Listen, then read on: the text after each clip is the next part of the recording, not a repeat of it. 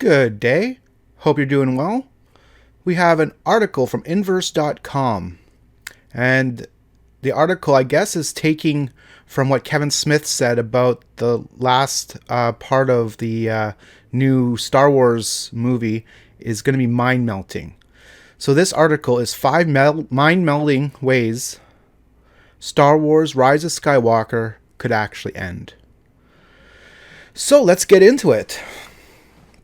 Article starts. Thinking about the ending of Star Wars The Rise of Skywalker less than 6 months before it comes out is a little like trying to prepare myself for the moment in the night when my cat is going to sit on my head and wake me up. I know it's going to happen, I'm aware the experience will be familiar, and yet I'll be startled and confused no matter what. We know the ending of The Rise of Skywalker will probably end a lot like other Star Wars movies, but what if we still can't see the specific weirdness of the ending coming? Last week, Kevin Smith claimed that J.J. Abrams almost showed him the last shot of the movie, but was told by others that it was mind-melting. So with that in mind, here are 5 really nutty ways The Rise of Skywalker could end that would be shocking, confusing, and possibly even mind-melting. Number 5. A vague Sopranos-style ending. Other than Return of the Jedi, you could argue that most Star Wars movies have final shots that are a little open-ended. Moments that scream the adventure continues. The Force Awakens even features a cliffhanger that happens on a literal cliff. Star Wars is not subtle, guys. But even Solo and Rogue One, very obviously, lead directly into other stories, which is true for most of the endings of the episodic films. The point is, even if The Rise of Skywalker is literally the ending, the final shot might be suggestive of something open-ended.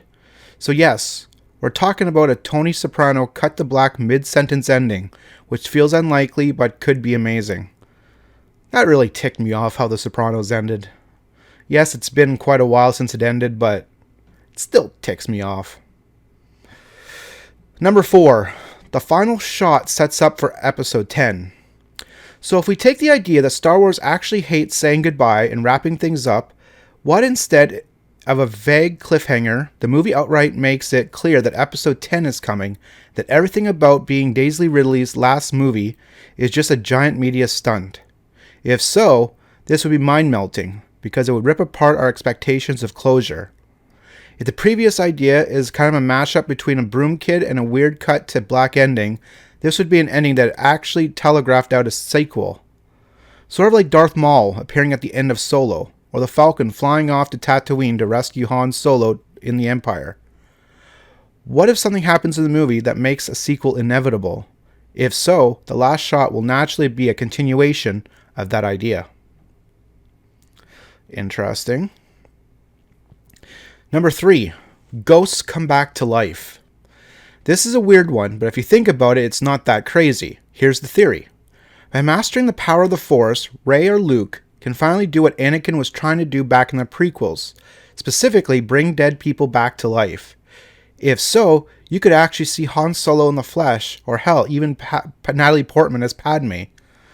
This idea actually predates Return of the Jedi, because early script for that film was depict of Obi-Wan Kenobi coming back in the flesh to help Luke fight the Emperor. Nearly every new film in the sequel trilogy has demonstrated something new people can do when they use the Force.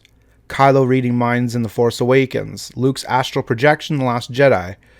So, having previous dead people come back to life in Rise of Skywalker is certainly on the table.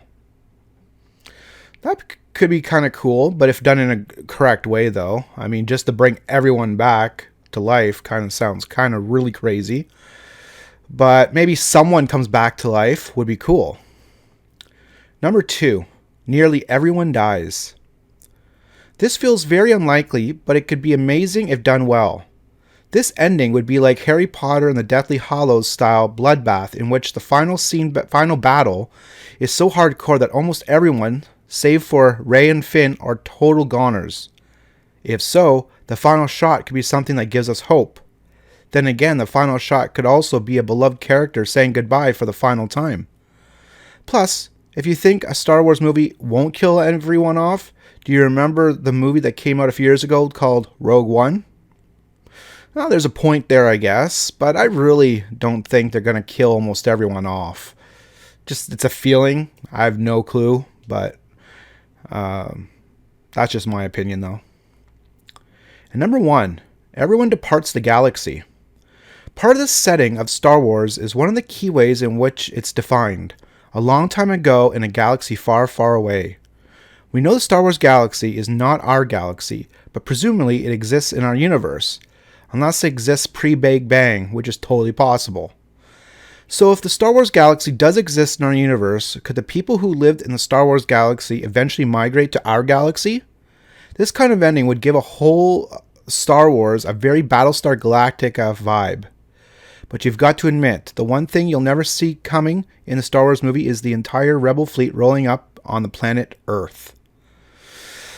Okay, well that's an interesting one itself. I doubt that would happen, but maybe it could have maybe the invaders from the unknown reaches of the galaxy coming in at the ending. That's could be something for the ending of episode 9, maybe.